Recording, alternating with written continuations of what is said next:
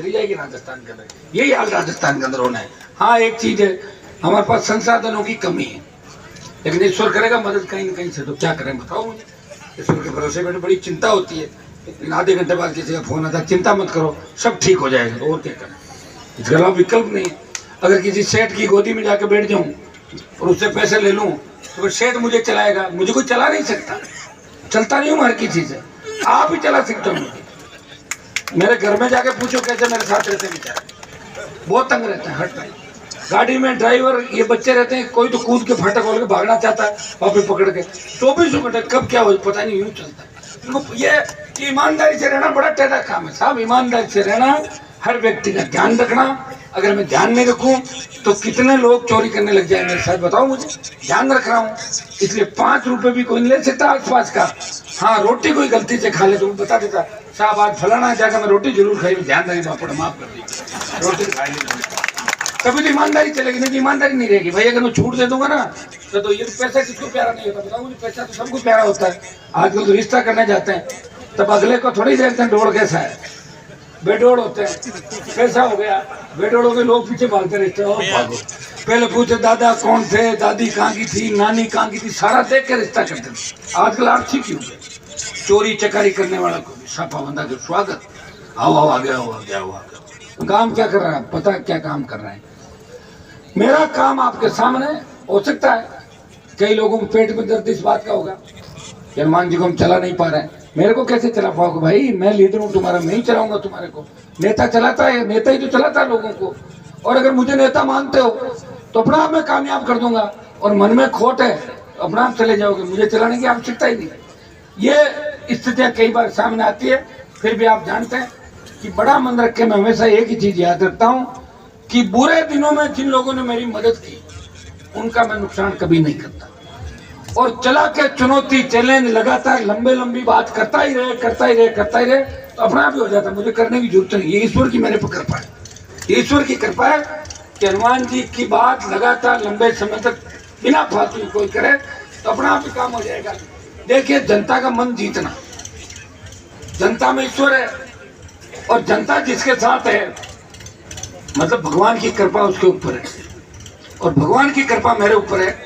इसलिए आप 5-4 घंटे से इंतजार करें, और आपने 10-10 घंटे मेरा इंतजार भी किया। मैं विश्वास दिलाता हूँ कि जितने भी बचे हुए काम हैं उनको हम लगातार पूरे करवाते रहेंगे।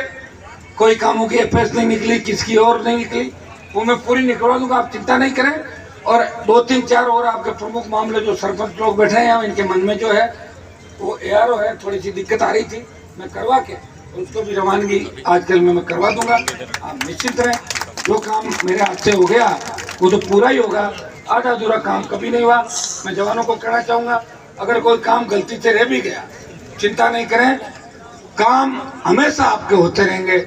आप अलग से मुझे आके, कल मैं दिन भर घर रहूँगा, आप लोगों से बात भी करूँगा, सब लोगों से जन सुनवाई का कार्यक्रम भी रखूँगा, और साथ में बीजेपी की लिस्ट आ गई है, कांग्रेस की कभी भी आ सकती है, तो मुझे भी लिस्टें निकालनी पड़ेगी, तो थोड़ा टाइम आपको मुझे वैसे भी जाना पड़ेगा। मान जी मुझे जाना भी है, लोगों को रेडी भी करना है, मजबूत भी करना है, साधन संसाधन की बात भी करनी है। क्या नाम है? क्या इधर बोलो, क्या नाम है? परवीन, पापा का जान गया मुझे।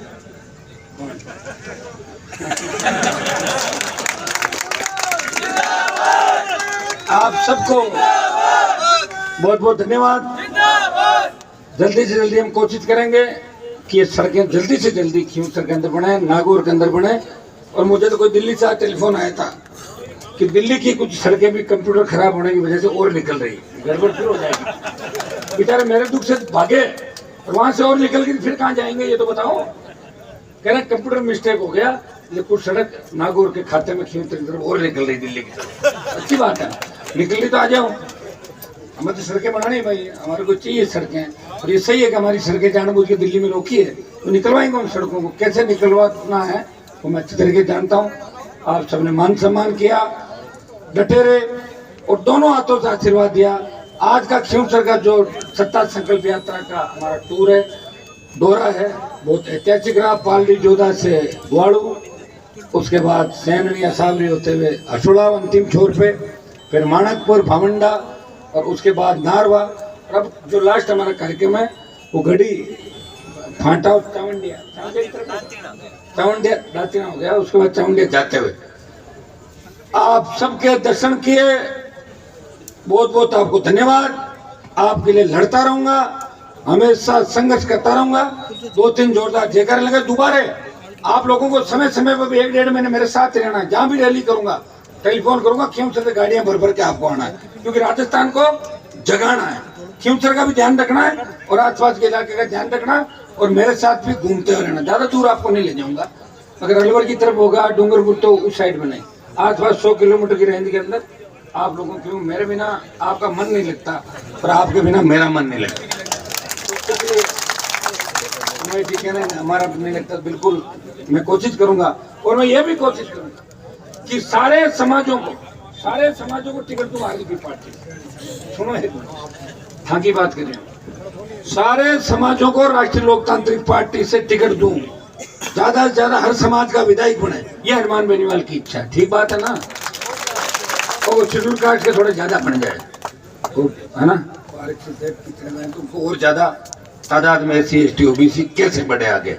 और मैं तो ये भी कोशिश करूंगा कि कांग्रेस बीजेपी जो लेकर आई 33% महिला आरक्षण, मैं ये तो नहीं कह सकता कि कितनी सीट हम देंगे, लेकिन कोशिश करेंगे कि महिलाओं को, नौजवानों को ज्यादा से ज्यादा राष्ट्रीय लोकतांत्रिक पार्टी प्रत्याशी बनाए और उनको सत्ता के अंदर लेके आए, विधायक बना के लाए।